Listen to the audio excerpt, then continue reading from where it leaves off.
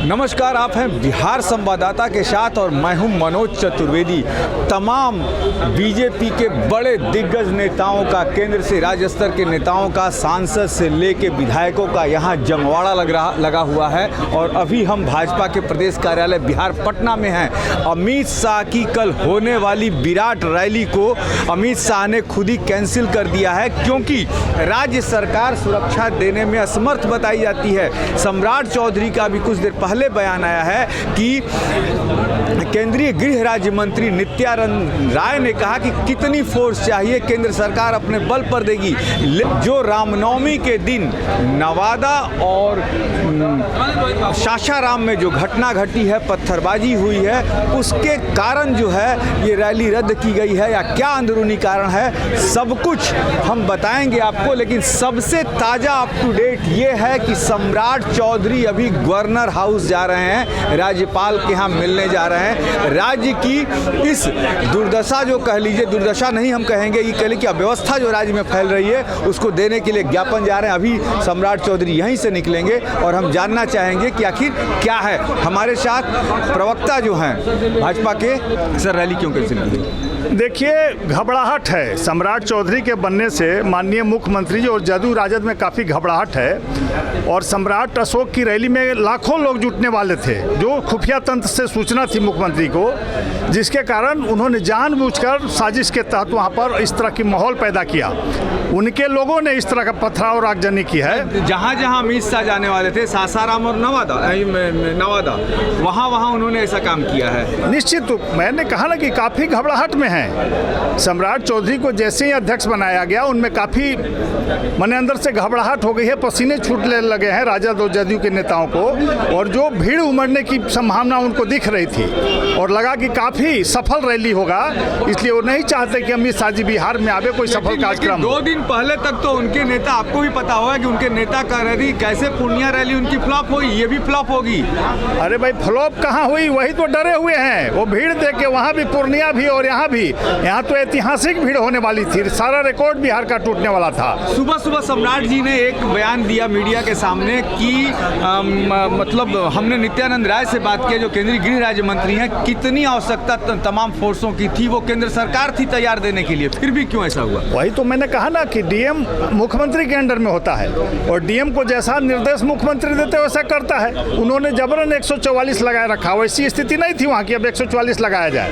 अब सामान्य स्थिति हो गई थी, लेकिन मुख्यमंत्री नहीं चाहते हैं कि भाजपा का कोई कार्यक्रम बड़ा हो, अमित शाह जी आवे तो कोई बड़ा नेता आवे, इसलिए इस तरह की बातें की जा रही है। अभी आप लोग मिलने जा रहे हैं राज्यपाल से, सम्राट चौधरी के नेतृत्व में, क्या ज्ञापन वहाँ पे दें? ज्ञापन में बिहार के हालात पर कि मुख्यमंत्री से बिहार नहीं संभल रहा है, ये पूरी तरह से राजद के नियंत्रण में है, तेजस्वी यादव के नियंत्रण में काम कर रहे हैं और इनको खुद स्वतः इस्तीफा दे देना चाहिए माननीय मुख्यमंत्री जी को, क्योंकि बिहार अब नहीं चलेगा इनसे, जो स्थिति बनी हुई बिहार की।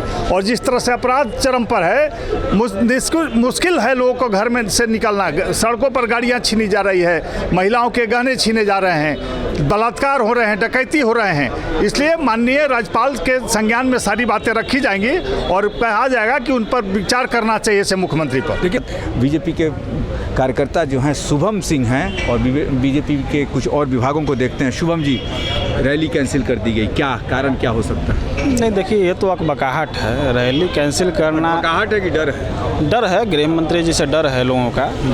और देखिए, है क्या कि यहाँ पर ही तो सरकार क्या परिस्थिति ला के रख दिया है, बिहार जल रहा है, मुख्यमंत्री को इसका ध्यान है नहीं। तो ये बहुत उनके लिए, पर्सनली उनके लिए व्यक्तिगत क्षति है।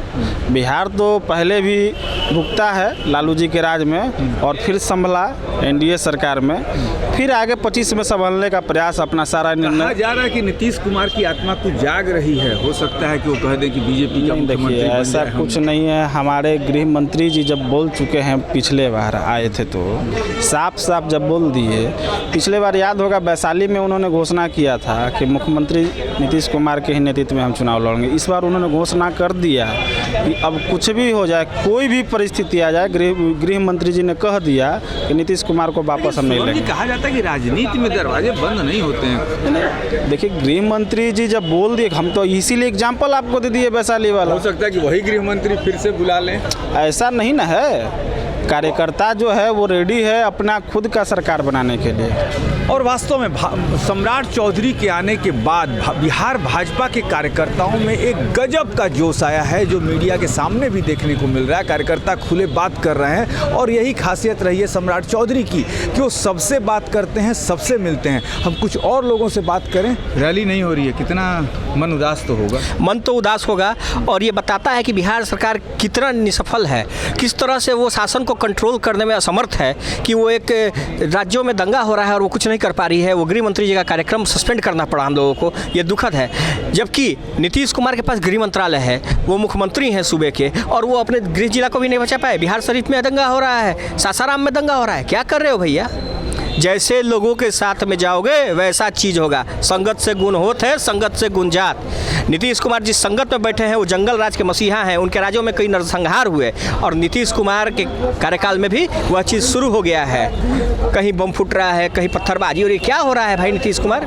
ये सब बहुत दुर्भाग्यपूर्ण है। हम चाहते हैं, हमारे अध्यक्ष जी ने भी कहा है कि हम पूरी तरह से शासन और प्रशासन के साथ हैं, हमारी जनता सुरक्षित रहे, इसके लिए हम सरकार को सहयोग कर रहे हैं। आप बने रहिए बिहार संवाददाता के साथ।